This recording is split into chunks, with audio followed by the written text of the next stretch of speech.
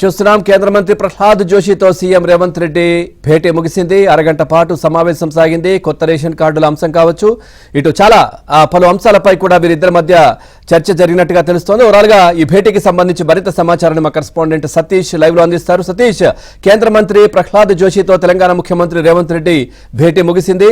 దీంట్లో చర్చించిన అంశాలకు సంబంధించి పూర్తి డీటెయిల్స్ ఏంటి?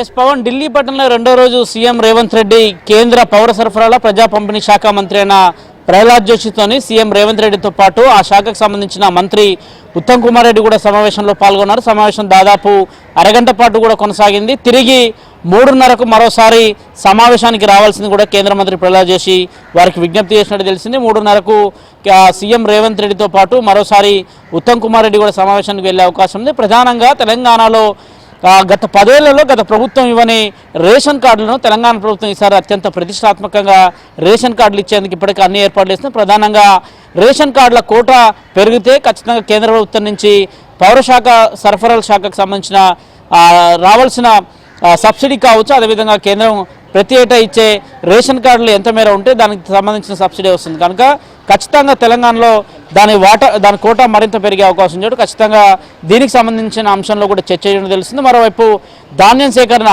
గతంలో ఎన్నడూ పండించని విధంగా ఈ ఏడాది సన్న వరి పండించిన పెద్ద ఎత్తున కూడా ధాన్యం తెలంగాణ ప్రభుత్వం కొనుగోలు చేసింది. దాదాపు 6.76 లక్షల ఎకరాల్లో సన్న ధాన్యం పండించారు. దానికి సంబంధించి ఇప్పటికే సబ్సిడీ 500 రూపాయల చొప్పున కూడా తెలంగాణ ప్రభుత్వం ధాన్యం కొనుగోలు చేసింది. మొత్తం ధాన్యం కొనుగోలు చేసిన రాష్ట్రాల్లో తెలంగాణ 3వ స్థానంలో దేశంలోనే. ప్రధానంగా మొదట హర్యానా ఉంటే మొదట పంజాబ్ ఉంటే రెండోది హర్యానా, మూడోది తెలంగాణ. ఈ ఏడాది అత్యధికంగా కాళేశ్వరం ప్రాజెక్టు నుంచి నీళ్లు వినియోగించకుండానే తెలంగాణ వ్యాప్తంగా కూడా పెద్ద ఎత్తున పంటలు పండించిన నేపథ్యం, ఆ ధాన్యాన్ని తెలంగాణ ప్రభుత్వం సేకరించిన నేపథ్యంలో తెలంగాణ నుంచి సేకరించిన ధాన్యాన్ని సెంట్రల్ కోటాకు సంబంధించిన పూల్ని కూడా కొనుగోలు చేయాల్సిందిగా గతంలో పౌర సరఫరాల శాఖకు రావాల్సిన నిధులను కూడా విడుదల చేయాల్సింది కూడా కేంద్ర ప్రభుత్వం ముందు కేంద్ర మంత్రి ప్రహ్లాద్ జోషి ముందు కూడా కాసేపటి క్రితం విజ్ఞప్తి పెట్టినట్టు తెలిసింది. దానికి సంబంధించిన అంశంలో కూడా కేంద్ర ప్రభుత్వం పెండింగ్లో ఉన్న నిధులను కూడా విడుదల చేస్తామని కూడా చెప్పినట్టు సమాచారం అందుతుంది. 3:30కు మరోసారి